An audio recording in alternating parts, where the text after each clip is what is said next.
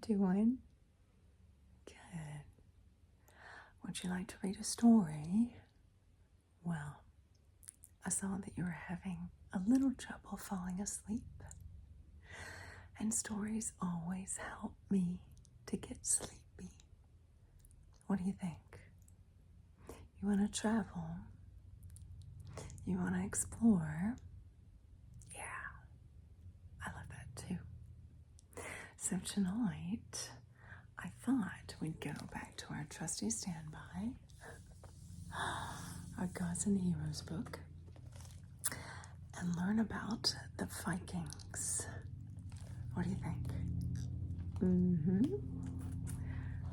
Very exciting.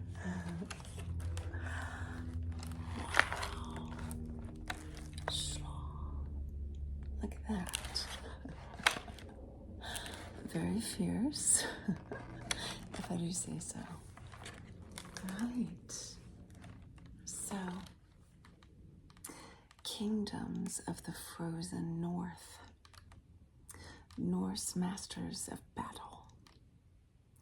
Life in ancient Scandinavia was hard for the Viking people, who were battered by fierce ice storms and surrounded by war.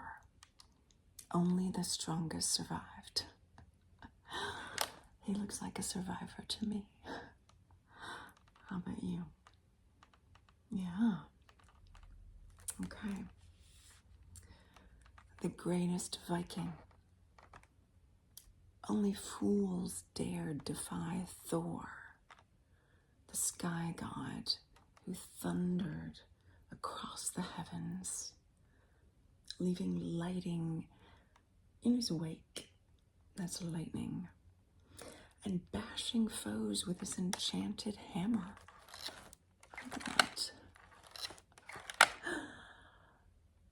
Mjolnir, beloved among the Norse people, this favorite son of Odin, was the ultimate berserker, but had many human-like shortcomings and often made foolish decisions.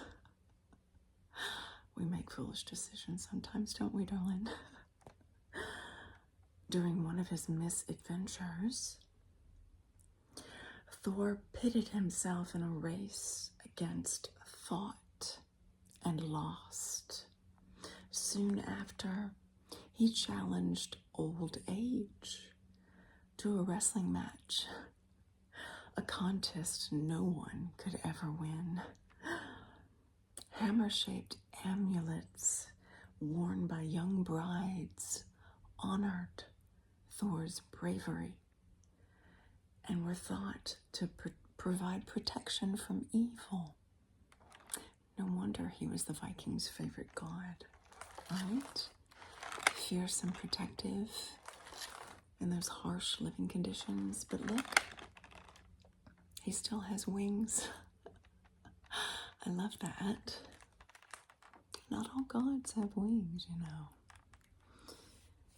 And wow, he's the favorite son of Odin, the father of all Vikings. Beautiful. According to Norse myths, a great cosmic ash tree named Yggdrasil encircled the entire universe. The highest branches held aloft the fortress of Asgard, home to Odin and his children, linked via a rainbow bridge to the mortal world, nestled far below at the tree's base. Ooh, there's a snake down there. Oh, and look at the eagle and the little squirrel in Yggdrasil, and the castle and the rainbow and the form of a heart on this side. Beautiful. Let's tuck you in. The power of the runes. Every ancient civilization had its form of alphabet, did it not? And well, the Vikings, well, they were very poor people actually, and they didn't have paints and canvases during the Renaissance like the Europeans did, but they did have their tales, their sagas that they recounted orally, a great tradition in Viking lore. And they talked about the Viking gods and goddesses. Goddesses were just as important. So the power of the runes gave them their alphabet. The warlike Norse gods realized the great power of the written word. It was said that Odin invented runes, a 24-letter alphabet used by early Scandinavian people. Odin used the runic writing system to cast magic spells over his enemies and communicate his vast knowledge to his people. A benevolent god, but one to be feared, Father Odin. Ah, who's this guy? Do you know him? Loki, the trickster, Odin's jester. The mythic prankster Loki made mischief into an art form. Father Odin kept him around Asgard, since Loki's troublesome schemes could be used against his enemies. Very clever, Father Odin. When a giant charged too high a price for a building, Valhalla's walls, too high a price for building Valhalla's walls, because those were high walls, weren't they? Wily schemer Loki set a deadline no creature could ever hope to keep, and got the work done for free. He's smart. On one adventure, Thor and Loki recovered Mjolnir, the magic hammer that had been stolen by enemy giants. By sneaking into their camp, dressed as a bride and her handmaiden. There he is in costume, Loki. He did serve a purpose, didn't he? Here's the bride.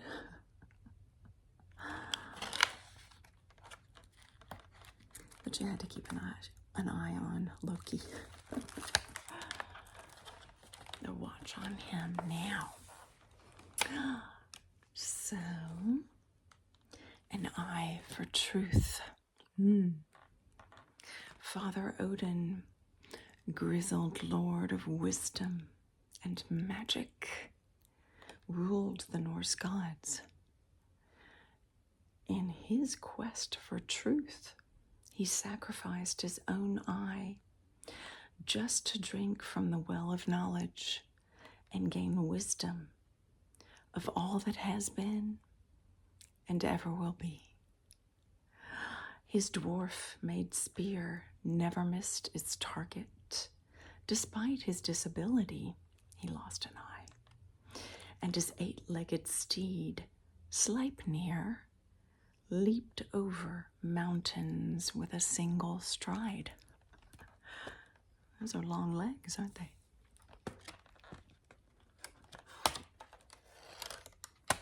Wow. It's quite the steed right there. A final reward. The greatest hope of a fallen Viking warrior was to hear the scream of armored maidens known as Valkyries, led by the battle goddess Freya, atop her feline-drawn chariot. Norsemen believed that a heroic death on the battlefield was honored with an eternity in Valhalla, the party paradise of Norse myth. They must have had a lot of mead in Valhalla. Looky here. So, we say goodbye to our Viking myths. Beautiful. Now I wanted to share with you a couple of items.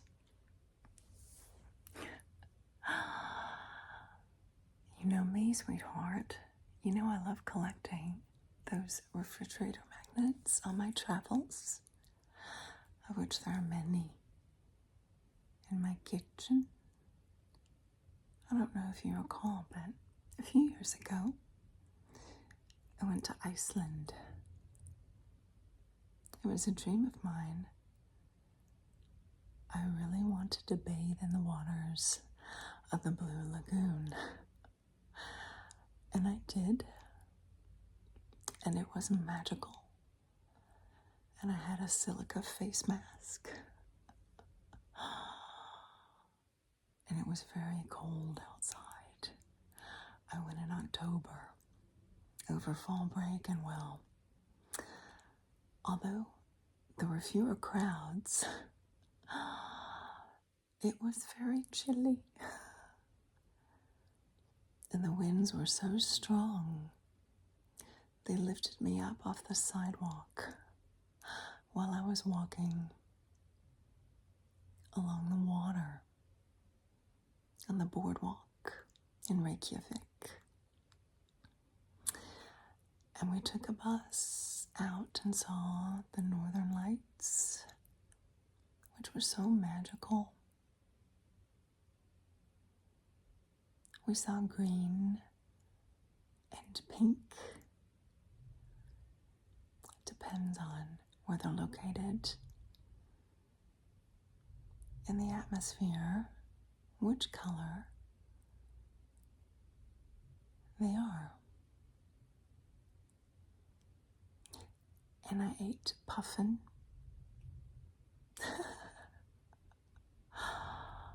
It's very tasty. They eat that there. And I tried whale. I did. A very neutral flavor, accompanied by some delicious sauces. The Icelanders eat that, but you know, well, they were once owned by the Danish. And during that time period, well, the Danish took all of their fish that they fished off the coast. And they were left to starve the Icelandic people.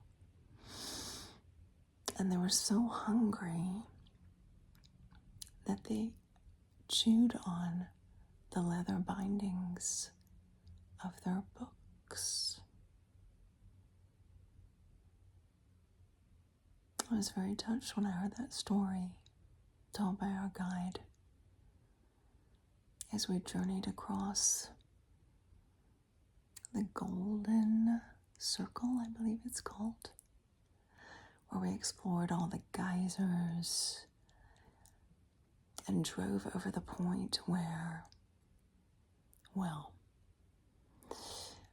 there are, hundreds of earthquakes a day. There's constantly seismic action in Iceland, as we know. Those plates meeting together. And yes, well, the volcanoes. A fascinating place, and well, I was never the same upon my return. Just like all of my travels, changed me so much. And if you'll indulge me, I have another refrigerator magnet, darling. And this was from Norway. Last summer, I went to Norway, Stavanger, and took a cruise around the fjords. Magical, splashed by waterfalls. Again, it was chilly, even though we were in the month of July. Well, that's how it is up north, darling. Those Nordic locales, but we had loads of sunshine, which is not always the case, right? And I visited a Bronze Age settlement with cottages, very well maintained, and listen to the history of the Norwegians of the time period. I was so intrigued to go because a few years ago I learned I was of Viking ancestry. And I do look very Scandinavian. I'm a descendant of the Viking king Rollo. That's a lot of baggage to carry in your lineage. It's noble on one side, but lots of trauma and suffering on the other, right? Ever the warrior. And one other item to share. A couple of years ago, I got a reading of my birth runes. And as a special gift, I had this lovely necklace. And it's Viking runes carved into bog oak. Because bogs, they tend to preserve whatever falls to the bottom for centuries. And oak is usually not black. This has not been painted. It's very old and it's absorbed a lot of things, and it can absorb a lifetime worth of negative energies. It's very handy to have. And these runes, they're beautiful. Awaz is the rune of movement, travel, and the trusty Icelandic horse, which was as valuable as gold. And they're so cute. I pet a couple when I was up there. And this is the rune called Runro. It's the rune of joy, solar energy. This one's called Tywaz. It's the rune of honor, honorable combat of the Vikings, for example. Living in accordance to your nobility and the code of honor associated therewith. And then another Wunro. I had 2 times the joy. I'll take that any day.